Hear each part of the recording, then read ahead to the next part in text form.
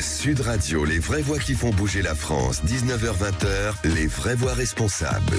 On est ensemble jusqu'à 20h avec Philippe David, avec pas mal de propositions à vous faire. Le tourisme fluvial revient en force. Découvrir un cours d'eau à 8 km/h, l'envie de slow tourisme à l'écart des foules suscite un regain d'intérêt. Et pour cette navigation des rivières et des canaux, Locaboat, le leader du secteur, propose 700 bateaux répartis sur 43 bases de location dans 7 pays d'Europe. Ophélie Barrière sera avec nous dans quelques instants, directrice générale de Locaboat Développement. Les 100 plus beaux détours de France, on va en parler tout l'été sur Sud Radio, et Dieu sait si ces détours sont nombreux, puisque là, Xavier Louis, directeur général du guide Les 100 plus beaux détours de France, nous en présentera 82 à partir de lundi, et ce, tous les matins sur Sud Radio. Il est ce soir en notre compagnie et on va parler de ces lieux magiques, des genêts de Bretagne aux bruyères d'Ardèche, comme chantait Jean Ferrat. Et le parc national des Pyrénées, le plus visité en France. Ce parc créé en 1967 par le gouvernement français pour protéger la biodiversité de ce territoire s'étend sur plus de 45 000 hectares. Le parc se situe entre deux départements, les Pyrénées-Atlantiques et les Hautes-Pyrénées. Et pour en parler, Louis Armani sera avec nous, président de ce parc national des Pyrénées et ancien international de rugby, Philippe. Absolument. Pilier est à l'honneur. Bienvenue dans les vraies voix responsables. Prendre le temps, on appelle ça le slow vacances. Pour en parler, Ophélie Barrière, directrice générale de Locaboat Développement. Bonsoir, merci d'être avec nous. La location de bateaux sans permis, finalement, aujourd'hui, ça devient terriblement tendance, terriblement à la mode. Absolument. Donc c'est vrai que notre entreprise propose à ses clients de vivre une expérience des vacances sur l'eau qui sont vraiment différentes. Donc vous êtes concrètement à la barre d'une petite péniche à 8 km/h. Vous n'avez pas besoin de permis et vous sillonnez les canaux et les rivières de France et d'Europe. Le tourisme fluvial, aujourd'hui, c'est effectivement sur des canaux français. C'est combien de kilomètres ? Alors en France, on a la chance d'avoir un réseau extrêmement développé. On a 8500 km de voies navigables. C'est énorme. C'est énorme et ça fait beaucoup de choses à explorer à 8 km/h. Ouais. Alors, 8500 km, ça fait donc 8000 et quelques heures. C'est ça. Là, il faut prendre des vacances prolongées. Voilà. Alors, Locaboat, justement, vous louez des bateaux sans permis, mais est-ce qu'il faut quand même, je sais pas, le permis moto ou le permis voiture ? Parce que j'ai regardé votre site, il faut quand même, vous me passerez l'expression, tenir la barre. Alors, on a besoin d'aucune expérience, Même pas un permis de B. Non, il faut simplement avoir plus de 16 ans pour conduire le bateau. Et en réalité, vous avez le jour de votre départ en croisière une formation qui vous est dispensée par qui dure combien de temps ? Qui dure entre 1 heure et demie environ, où on va vous expliquer les règles de base de la navigation et puis vous faire un enseignement un peu pratique à la barre du bateau pour apprendre à faire les principales manœuvres, comprendre le fonctionnement du bateau.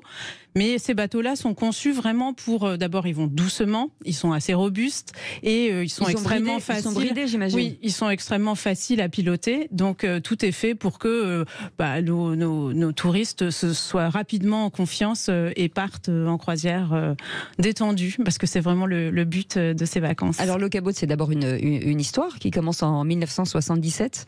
Absolument. Donc, c'est vrai que Locaboat fait partie un peu des pionniers, des entreprises pionnières de ce secteur d'activité, ouais, qui est apparu à la fin des années 70 et puis depuis plus de 40 ans on a innové, développé des gammes de bateaux, ouvert des bases de location dans tout un tas de régions en France et dans d'autres pays européens pour aujourd'hui arriver à un grand groupe de 700 bateaux. Alors vous avez une grande gamme de bateaux, on peut y aller même avec des familles relativement nombreuses. Oui. Absolument. Et avec on va dire un bon niveau de confort. Oui, tout à fait. Voire même de luxe. Alors, on a des bateaux qui peuvent accueillir, en fait, ils font entre 9 et 15 mètres. Et on peut être de 2 jusqu'à 12 personnes à bord. 12, ça fait déjà une belle famille. Vous pouvez aller avec un groupe d'amis, plusieurs familles réunies. Et on a différentes gammes de confort, effectivement, avec des bateaux qui sont globalement de plus en plus confortables, avec chacun sa cabine et sa salle de bain, des postes de pilotage à l'intérieur du bateau, mais également à l'extérieur. Et puis, tout un tas de services, notamment, je pense, à des vélos. Voilà, typiquement, c'est vraiment l'activité complémentaire hyper agréable à faire pendant la croisière, c'est d'avoir des vélos à bord et de pouvoir aller aussi se balader sur les chemins de halage et visiter les petits villages. Je peux en parler parce que c'est du vécu, pédaler le long du canal du Midi ou le long du canal, enfin, côté Toulouse-Agde ou du côté de Toulouse-l'Atlantique, c'est vraiment un régal. On parle de vacances écolo quand on parle de ces péniches. C'est vrai que c'est très à la mode. C'est vrai que en plus il y a un problème de pouvoir d'achat. Est-ce que c'est accessible, par exemple? Alors pour vous donner concrètement un budget par rapport à ce type de vacances. Alors c'est vrai que c'est un bateau. La location d'un bateau, c'est un équipement qui est quand même coûteux à l'achat et qui est coûteux à entretenir. Mais pour vous donner une idée du budget, il faut compter entre environ de 70 à 120 euros par personne et par jour pour louer un bateau. Donc voilà, c'est pas excessif non plus. Donc quand on part effectivement avec un groupe important ou plusieurs familles, on peut partager quand même un budget et ça reste des vacances qui sont accessibles. Est-ce que l'eau, puisqu'on est sur l'eau forcément, avec la sécheresse, est-ce qu'il y a aujourd'hui des conditions particulières quand on passe les effluves par exemple? Est-ce qu'il y a quelque chose qui a changé? Oui, les choses ont changé. C'est vrai qu'en 2023, là, on est quand même dans une période qui est quand même assez difficile au niveau des niveaux d'eau. Alors, en particulier sur le sud de la France, qui est particulièrement touché. Mais néanmoins, la navigation est parfaitement possible. Ce que l'on fait, c'est que sont mises en place un certain nombre de mesures pour essayer d'économiser au maximum l'eau. Et donc, par exemple, on fait des regroupements aux écluses. On attend le bateau qui nous précède et on se regroupe aux écluses pour éviter d'écluser plusieurs fois. Voilà, tout simplement. Voilà, c'est tout simplement. Xavier Louis, vous, les voies navigables, vous en parlez dans les 100 plus beaux détours de France? Parce que c'est quand même mythique, les voies navigables françaises. Oui, en plus, il y a de nombreuses communes qui sont dans les plus beaux détours de France. Comme ça, il me vient à l'esprit Joigny, par exemple, des villes dans comme ça, Louhans, qui sont qui ont un port, voilà, pour faire effectivement du tourisme fluvial. Donc c'est très important. Et vous avez raison, en plus on peut parler de slow tourisme. Oui, c'est ça. Alors moi, je serais plutôt adepte, vous avez dit le lien, c'est souvent avec des cyclistes, effectivement. Alors il y a encore mieux, c'est de le faire en pédalo. Ah oui? Vous savez que j'ai créé le jet cycle. Ah oui, c'est vrai. 8000 km en pédalo? Ah oui, ce sont des pédalos qui vont plus vite que les bateaux à moteur. Attention. Et moi je monte derrière, c'est vous qui pédalez. Non, ce sont des monoplaces. On est dans la Formule 1, là, chère Cécile, quand même. Comme elle était pilote automobile, elle sait ce que c'est. C'est exact. Oui, tu parles. Est-ce que finalement, ce type de vacances, c'est l'avenir? Parce que c'est vrai que prendre sa voiture, on peut plus prendre l'avion. Est-ce que c'est une véritable alternative pour prendre le temps et visiter, effectivement? Et on parle toujours du patrimoine français. Il y a beaucoup de gens qui nous ont dit que pendant le confinement, comme on ne pouvait plus partir, on s'est rendu compte de notre France, en fait. Absolument. En tout cas, moi, j'y crois très fort. Je pense que c'est un mode de vacances qui permet de ralentir, de réapprendre à prendre son temps, de vivre une aventure pas très loin de chez soi et également de passer un moment de qualité avec ses amis, sa famille, de se reconnecter à la nature. Donc, pour toutes ces raisons-là, c'est complètement dans l'air du temps. Et c'est participer, au patrimoine, justement, au tourisme français. C'est-à-dire que ça veut dire que on impose, entre guillemets, de s'arrêter peut-être dans certaines villes, certains villages à proximité. Et effectivement, Cécile, vous avez raison. On l'a vu à la suite du Covid, qui a effectivement un retour au début par la force des choses, à redécouvrir le patrimoine français, notre France traditionnelle, j'allais dire. Et effectivement, c'est une forme de déplacement, en tout cas, qui s'y prête bien, qui en plus est dans l'air du temps. Voilà, donc tout ça contribue effectivement à la valorisation de notre beau patrimoine. On navigue que sur les canaux, on peut naviguer sur les rivières, les fleuves, voire même sur le littoral côtier. Non, alors on navigue essentiellement sur les canaux et des petites rivières, en fait. Lesquelles, par exemple? Par exemple, la petite petite Saône. Oui. La Seille, monsieur parlait de Louan.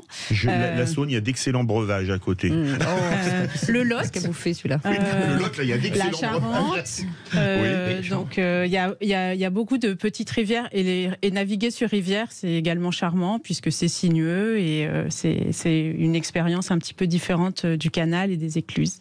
Vous êtes aussi présent en Allemagne, en Hongrie, aux Pays-Bas et au Portugal. Est-ce qu'on peut sortir du territoire français ? Par exemple, sur une frontière limitrophe, passer... Est-ce que c'est possible chez Non, vous ? je ne crois pas. Voilà. Non, je ne pense pas. Non. C'est peut-être pourquoi quelque vous chose avez à quelque découvrir. chose vous voulez virer à bâbord ou à tribord, on ne sait pas. C'est ce qu'on appelle la fuite des capitaux. Voilà. Non, en fait, il y a des canaux qui existent qui relient les Pays-Bas jusqu'à la France, mais ce sont des canaux de grand gabarit. Ça veut dire que c'est pas adapté à la plaisance. Mais voilà. Une chose, parlez-nous un peu, les canaux, c'est un peu pareil en Allemagne, au Portugal, aux Pays-Bas. On a beaucoup de Français d'origine portugaise ou binationaux. Ils se disent, tiens, cet été, on va au Portugal, il y avait une semaine, on ne savait pas trop quoi faire. C'est comment, par exemple ? Alors, en fait, chaque destination, c'est une expérience renouvelée. Et alors, typiquement, dans des pays comme le Portugal ou l'Allemagne, on va être plutôt sur de la navigation sur des lacs. Ah oui ? Voilà, où la baignade est possible. Donc, c'est une expérience qui est quand même assez différente. Aux Pays-Bas, on va être bien entendu beaucoup plus sur des canaux, mais là, dans un univers, j'allais dire, un peu plus citadin, finalement, compte tenu de la densité aux Pays-Bas et puis que tout se passe sur les canaux, en fait. On a des bases également en Irlande, où là aussi, on est sur des rivières et sur des grands lacs.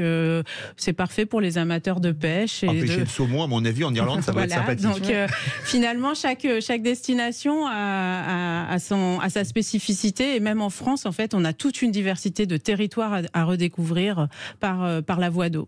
Formidable. En tout cas, voilà, ça s'appelle Locaboat Développement. Merci beaucoup, Ophélie Barrière, d'avoir été avec nous. Directrice générale, c'est des slow vacances, des vacances tranquilles. Prendre le temps de prendre le temps. Moi, je trouve que ça leur va très bien. Ça me rappelle une chanson, là, c'est Il faut laisser le temps au temps. C'était Didier Barbelivien. Vous allez la chanter dans votre chambre. On revient dans un instant. On va vous parler de ce beau guide qu'on adore tous les ans, les 100 plus beaux détours de France. À tout de suite. De Jean Ferrat. La France vaut le détour. Depuis 25 ans, le guide des 100 plus beaux détours de France participe à la mise en lumière d'un patrimoine intéressant, une identité artisanale et gastronomique, un hébergement, un accueil de qualité. En tout cas, Xavier Louis est avec nous, directeur général de ce guide. Merci d'être avec nous. Ce guide qui a 25 ans à mettre en lumière justement ce patrimoine français. 25 ans et plus de 12 ans que Sud Radio est devenue la radio des plus beaux détours de France. Puisque nous sommes la radio des territoires. Oui, absolument, c'est merveilleux. La radio numéro 1 du tourisme. Et ce guide, comme vous le savez, est effectivement devenu depuis pas mal d'années avec Michelin. Donc le premier guide touristique national, 180 000 exemplaires. Rappelons qu'il est offert dans les 108 plus beaux détours de France. Il suffit de le demander en général à l'Office de tourisme. Vous trouvez la liste de ces 108 plus beaux détours sur le site plusbeaudétours.com. Voilà. Et donc il y a effectivement, d'abord il faut préciser ce qu'est un plus beau détour. C'est une petite ville. On peut le dire, c'est une petite ville, c'est-à-dire c'est une ville qui a entre 2000 et 20 000 habitants. C'est pas un village, c'est plus gros qu'un village, et c'est pas une ville moyenne ou une grosse ville. Donc c'est une sous-préfecture en général, chef-lieu de canton. Et donc ce guide et le réseau des plus beaux détours de France rassemble, en fait, nous honorons de rassembler désormais les plus belles petites villes de France et de vous les proposer. Est-ce que c'est une sorte d'appellation contrôlée, en fait ? Exactement, c'est le terme. Pour moi, c'est non seulement c'est une appellation, plus qu'un label encore, mais c'est contrôlé parce que tous les 4 ans, avec Michelin, nous avons un audit très poussé des villes en question. Le but étant pas d'ailleurs de mettre une note, de les classer. Oui, c'est pas le guide Michelin de la gastronomie. Non, justement, non, mais c'est pas dans le même esprit. C'est-à-dire que l'esprit, c'est au contraire de les accompagner, de leur dire avec un œil professionnel extérieur. Attention, il y a du relâchement. Votre signalétique, il faut l'améliorer. Le fleurissement, ça laisse à désirer. Voilà, la propreté peut mieux faire. En leur donnant à chaque fois, en leur disant, voilà les exemples les villes qui sont très bonnes dans ce domaine-là, on vous met en relation, c'est notre rôle au niveau du réseau, et vous allez monter en gamme. Vous allez monter en gamme pour être digne de mériter le détour. C'est exactement le rôle de ce réseau. Ça veut dire que quoi ? Il y a un cahier des charges ? Oui, c'est très complet. Et comme je dis, le cahier des charges, il est moins au début, où on voit tout de suite si une ville elle a sa place dans notre réseau, mais tous les 4 ans, on vient vous voir, on en est déjà à la 5e phase d'audit. Oui, faire 108 exactement, plus beau détour de France, tant la France est belle, quitte à paraître un peu chauvin. C'est pas cornélien comme choix, Xavier Louis? Non, parce que d'abord, il faut quand même répondre, vous l'avez compris, un certain nombre de critères. En gros, pour simplifier, il faut que ça mérite de faire un détour, de s'écarter de 50 km d'une autoroute pour aller découvrir la ville. Donc il faut quand même qu'il y ait un certain nombre d'attraits, je vais dire, qui peuvent être matériels, du patrimoine, etc. Éviter la déception. Éviter la déception, surtout. Une gastronomie. Oui, c'est ça. Donc voilà. Donc il faut, nous, c'est notre rôle, c'est notre responsabilité. Et je vous fais faire un détour. Il ne faut pas qu'après, oh là là. J'ai fait un détour pour rien. Enfin, c'était pas terrible, ta ville. Bon, donc il faut. Voilà. Donc on a ce travail. Donc on veut garantir. Alors, honnêtement, en France, allez, il y a 250 communes qui vraiment méritent le détour. Encore une fois, petite ville, de 1000 à 20 000 habitants, qui méritent réellement de faire un détour. On en rassemble la moitié, en gros. Voilà. Et c'est le but d'ailleurs, on ne veut pas aller beaucoup plus haut, on veut rester une centaine, on veut finir le maillage des territoires, donc il y a eu des nouvelles villes cette année qui sont rentrées, mais il y en a très peu chaque année qui rentrent.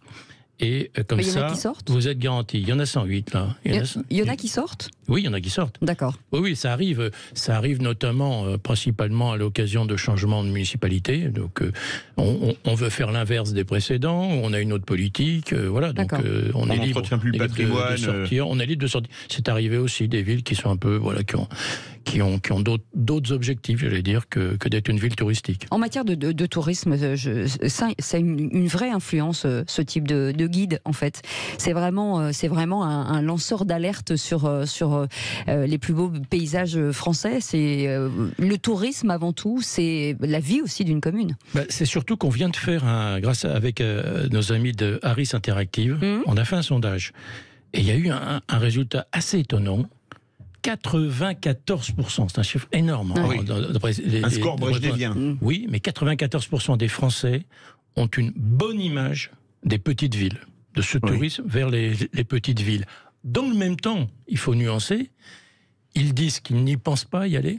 C'est pas leur priorité, disons. Quand ils vont en vacances, c'est le bord de la mer, etc. Le résultat, ils ne pensent pas trop. Et il manque d'informations. D'où notre grande responsabilité à Sud Radio. Non, mais c'est vrai. Et le but de ce guide, c'est ça. C'est d'indiquer justement les villes que vous avez envie, quelque part, au fond de vous, d'aller voir. Allez-y, on vous explique pourquoi. En plus, faites votre choix. Si c'est d'abord la gastronomie que vous préférez, les vieilles églises, les musées... Mais est-ce que ça ne peut pas, pardon de vous couper, que changer le caractère d'une ville ? C'est-à-dire qu'à trop de tourisme, finalement, la ville, parfois, peut changer. Alors, au contraire, c'est justement une réponse à la surfréquentation. Puisqu'aujourd'hui, le tourisme, effectivement, se concentre en quelques lieux. Parmi les plus beaux détours de France, il y en a... Allez, sur les 108 plus beaux détours, il y a 3, 4, 5... communes, type Sarlat, Honfleur, etc., qui sont surfréquentées quelques jours de l'année, il ne faut pas exagérer, et à certaines heures de la journée. Donc, mais au contraire, nous montrons qu'il y a une alternative aux zones les trop fréquentées. Mais ce qu'il y a d'incroyable, c'est que dans ces plus beaux détours, il y a des zones mythiques comme Chinon, bien connu pour son château, notamment Pont-Aven, les peintres, etc. Mais il y a par exemple une ville, je ne m'attendais pas du tout à la trouver dedans, comme l'Isle-Adam en Île-de-France. C'est magnifique. Alors l'Isle-Adam, exactement, j'ai parlé tout à l'heure de nos audits. Oui. C'est extraordinaire. Effectivement, quand l'Isle-Adam est rentré il y a une vingtaine d'années dans le réseau, il y avait beaucoup de choses à améliorer. Mais c'était déjà une ville qui méritait effectivement d'être connue. Alors, toute proche de Paris, c'est la plus proche, 30 km. Et ils ont fait un travail depuis cette date. La ville est devenue exceptionnelle. Si vous y êtes allé récemment, il y a une marina qui est magnifique. Une marina ? Plage. Oui, une marina. Génial. Il y a une plage. Il y a une plage. Il y a un tas de restaurants sympathiques. Ah, ça, c'est intéressant aussi. Un tas de restaurants sympathiques au bord de l'Oise. La ville est fleurie. Il y a des parcs aménagés sur toute la ville. Non, c'est l'Isle-Adam. Il faut y aller. J'invite notamment les Parisiens qui ne connaissent pas. C'est magnifique. Quelles sont les villes aujourd'hui qui sont rentrées, en tout cas les communes, les petites communes? Il y a des nouvelles, il y en a 4 qui sont rentrées cette année. D'abord, il y a des retours de l'outre-mer dans le peloton. Très bien. Très bien, très bien. On salue les ultramarins qui nous écoutent. Avec Saint-Pierre, Martinique. Oui. Oui. Et puis 3 en métropole.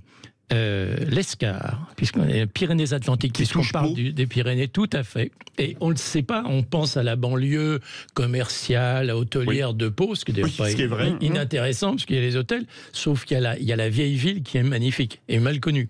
La vieille ville qui est magnifique. L'Escar, avec une gastronomie aussi, évidemment. Puisqu'on est dans le domaine de la gastronomie, on va en retrouver d'autres. Nantua. Oui. Les quenelles. Les quenelles de Nantua. Et un lac magnifique. Et puis surtout, un environnement exceptionnel avec ce lac. Donc Nantua. Et alors, puisqu'on est dans la gastronomie, là vous connaissez peut-être moins de noms et de réputation, c'est Ops. Ops. Non, pas du tout. Ops. Alors Ops, il faut que je vous situe Ops. Les gorges du Verdon. Oui. Le sud des gorges du Verdon. Le nord et l'extrême nord du département du Var, ce qu'on appelle le Haut-Var. Et là, vous avez Ops, d'ailleurs entouré de plus beaux villages de France qui sont Tourtour et Cotignac. Oui. Et Ops, petit détail, c'est une de nos capitales de la truffe. Ah oui. C'est génial, Ops. Et vous êtes venus les mains vides. Jolie petite ville provençale. Voilà, donc qui vient de rejoindre les plus beaux détours de France. Et vraiment, ça vaut le coup. Voilà un vrai détour. Et vous mettez la gastronomie en avant, et on aime la bonne chair sur Sud Radio, notamment dans les vraies voix. Absolument. Et vous mettez aussi en avant d'autres choses comme l'artisanat et les savoir-faire locaux.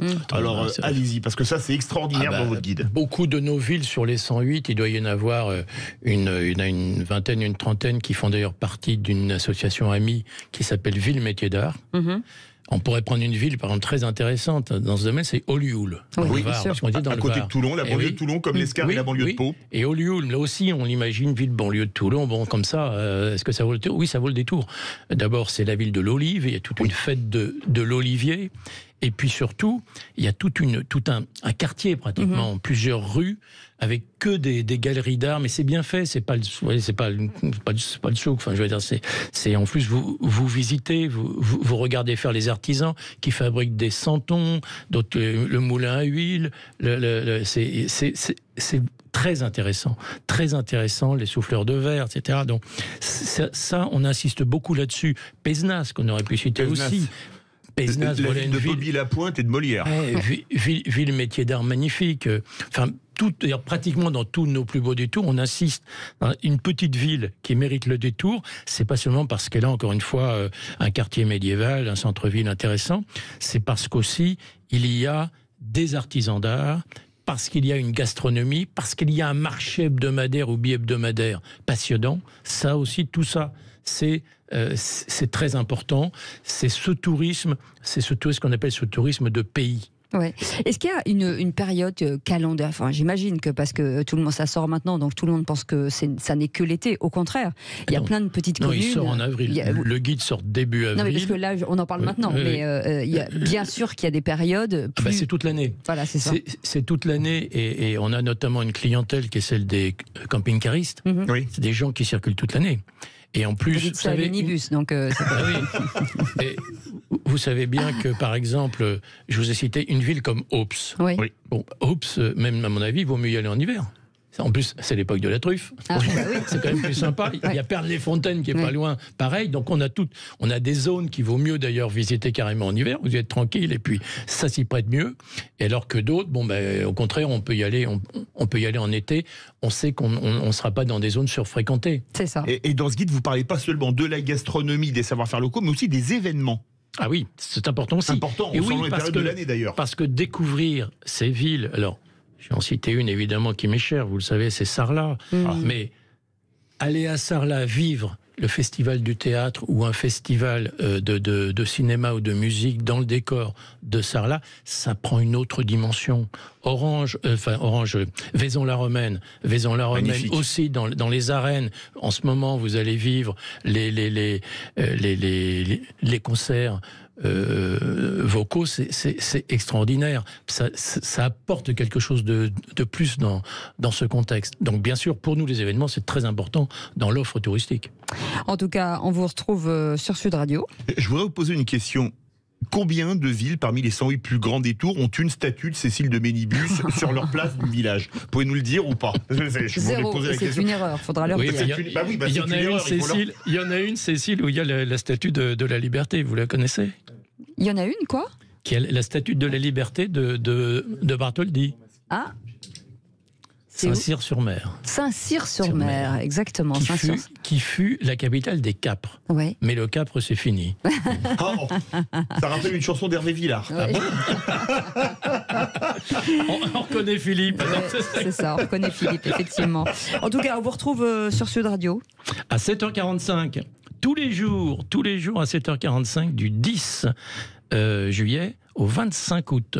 C'est un très bon horaire. Je vous emmènerai effectivement, comme l'a rappelé Philippe, dans 52 départements, avec des itinéraires en fait. Comme ça, voilà. On va se balader, on verra des plus beaux détours bien sûr, mais aussi des plus beaux villages, des capitales, des villes capitales. Voilà, ça va être passionnant. Et puis il y aura au passage 82 effectivement plus beaux détours qui seront présentés. On a hâte. Merci beaucoup en tout cas d'être venu ce soir. Ça s'appelle les 100 plus beaux détours de France avec Michelin, que vous pouvez retrouver dans toutes les offices de tourisme. Office de tourisme des 108 plus beaux détours, donc sur plusbeauxdétours.com. Et pourquoi pas chez Locaboat, dans les Locaboat, parce que là ça peut donner des idées. Je crois que c'est réglé. Je crois qu'on a signé un contrat avec Locaboat. Moi je dis ça, je dis rien. On pourrait ouvrir le mythique de la radio. C'est vrai. J'ai dit mythique, pas Tinder. C'est votre côté rebondisseur. C'est ça, allez, vous restez avec nous, on fait une petite pause, on revient dans quelques instants, à tout de suite. Bien, j'ai osé la faire. Dans les Vraies Voix responsables spéciales vacances un peu atypiques, et on va revenir sur ce très beau parc, le parc national des Pyrénées, parc créé en 1967 par le gouvernement français. On va en parler avec nos invités, Philippe. Oui, alors on a deux invités, parce qu'on essaye de joindre Louis Armary, le président du parc national des Pyrénées, mais on a un souci pour le joindre, on a son prédécesseur qu'on connaît bien sur Sud Radio. Bonsoir Laurent Grand-Simon. Bonsoir. Bonsoir Philippe, bonsoir Cécile, bonsoir tout le monde. Bon, ça vous ennuie pas si Louisou nous rejoint entre-temps, je sais que vous connaissez bien. Non, c'est super. C'est la Toy Connection, parce que c'est la vallée de Toy là-bas. C'est ça. Je disais en prélude ce parc créé par le gouvernement français en 1967 pour protéger la biodiversité du territoire. La biodiversité, et puis les enjeux naturels, les grands sites, parce que le parc national des Pyrénées, c'est aussi le patrimoine mondial de l'UNESCO, avec les sites, le cirque de Gavarnie et le canyon d'Ordessa de l'autre côté. Pour ceux qui ne connaissent pas ce parc, qui n'ont pas eu la chance d'y aller, il est calé entre quoi et quoi finalement? Il est sur deux départements. Deux départements de régions, la région Grande Aquitaine et la région Occitanie, c'est le Pyrénées-Atlantiques et les Hautes-Pyrénées. Il va depuis la vallée d'Aspe jusqu'à la vallée d'Or dans les Pyrénées. Il y a 5 vallées du parc national des Pyrénées. Alors l'activité, je vais y arriver, Rennes, c'est la randonnée, le GR10, c'est un sentier de grande randonnée qui passe de la Méditerranée à l'Atlantique en traversant tout le parc national. Tout à fait. Et cette année, on a particulièrement beaucoup de randonneurs. C'est de nouveau à la mode, les randonnées au long cours. Et c'est vrai que la traversée des Pyrénées, c'est quelque chose, un objectif spécial, parce que ça vous prend quand même plusieurs années à le faire, si vous le faites 2 semaines par an. Ouais. Oui. C'est important de dire aussi, forcément pour le respect de la biodiversité, que c'est quand même un parc qui est forcément très réglementé, avec toute une liste de choses qui sont totalement interdites et qu'il est toujours important de rappeler. Oui, interdit de faire du feu, par exemple, ça a été très important l'année dernière pendant les grandes chaleurs. Interdit d'amener des animaux de compagnie.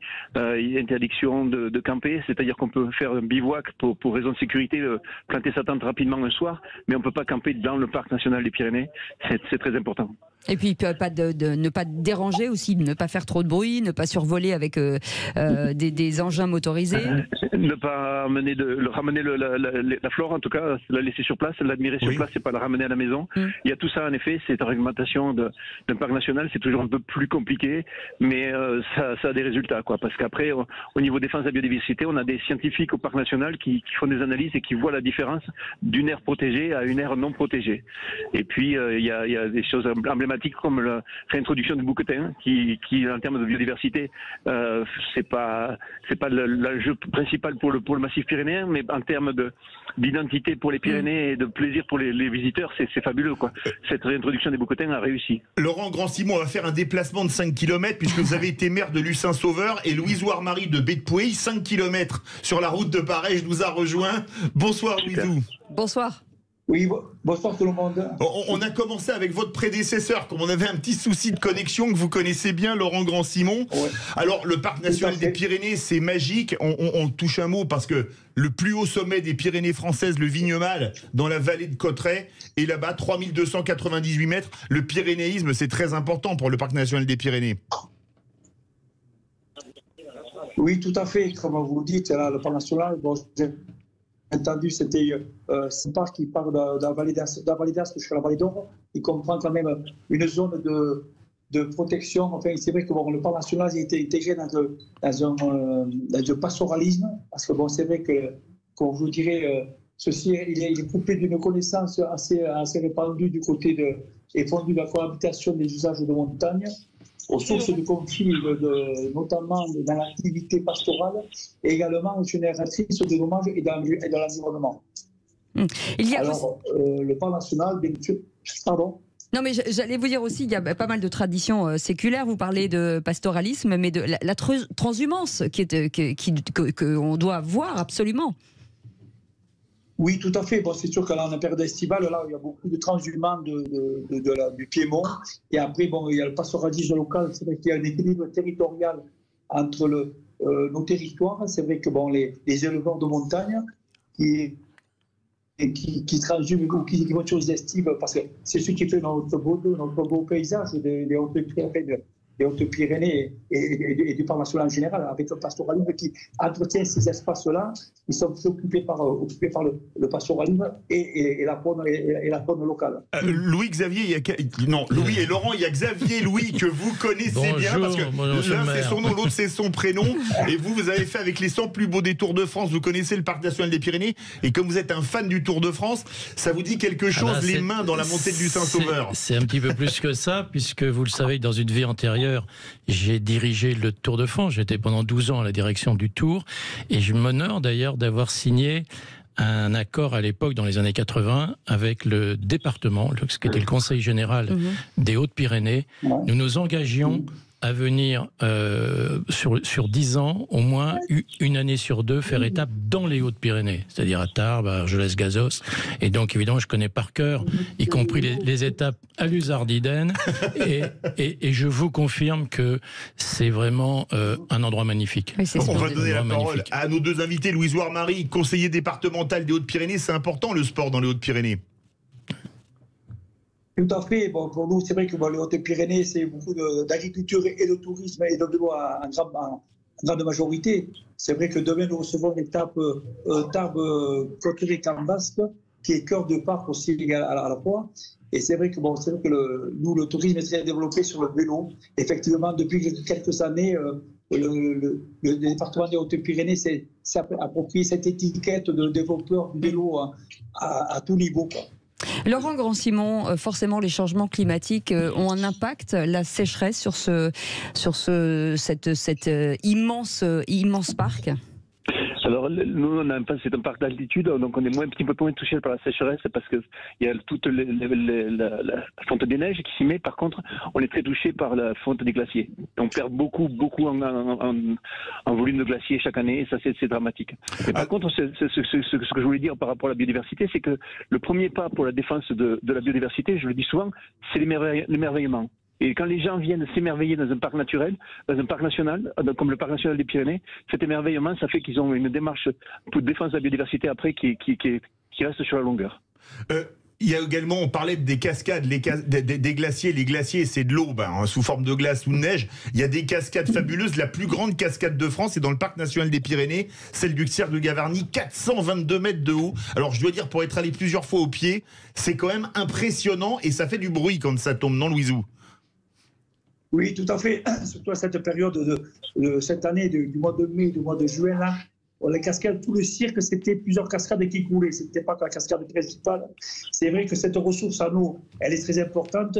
comme le signalait, le soulignait Laurent, c'est vrai que nous sommes en altitude, nous ne sommes pas impactés par la sécheresse. Mais bon, il est clair que l'eau ne fait que passer, on ne la retient pas malheureusement. Et c'est vrai que actuellement, nous avons des paysages magnifiques.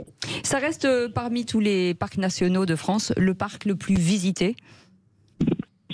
Oui, par sa taille, mais parce que si on prend en termes de densité, c'est plutôt les Calanques ou Port-Cros pendant l'été qui ont des densités de visiteurs.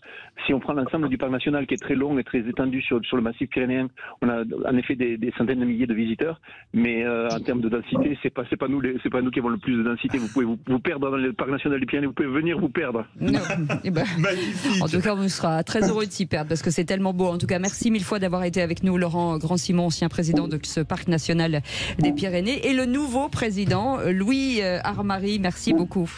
Merci beaucoup à tous les deux. Merci. Et puis à Dichat, comme on dit là-bas dans les Hautes-Pyrénées, pour se dire au revoir en bigourdant. Merci à vous. Merci Ophélie Barrière, aussi directrice générale de l'Ocabo Développement. Et merci beaucoup, en tout cas, d'avoir été avec nous, Xavier Louis, directeur général de ce guide. Les 100 plus beaux détours de France à trouver dans toutes les offices du tourisme et sur le site internet, bien entendu. Merci d'avoir été avec nous. Dans un instant, Yvan Cujous pour le Sœur Berthollet dans le Loft Music. Mais avant, conseil de famille, on parle de votre argent. Et on se retrouve vendredi, Philippe. Oui, et vous, tout demain. Voilà, et on vous souhaite une belle soirée. Merci à notre équipe et à demain.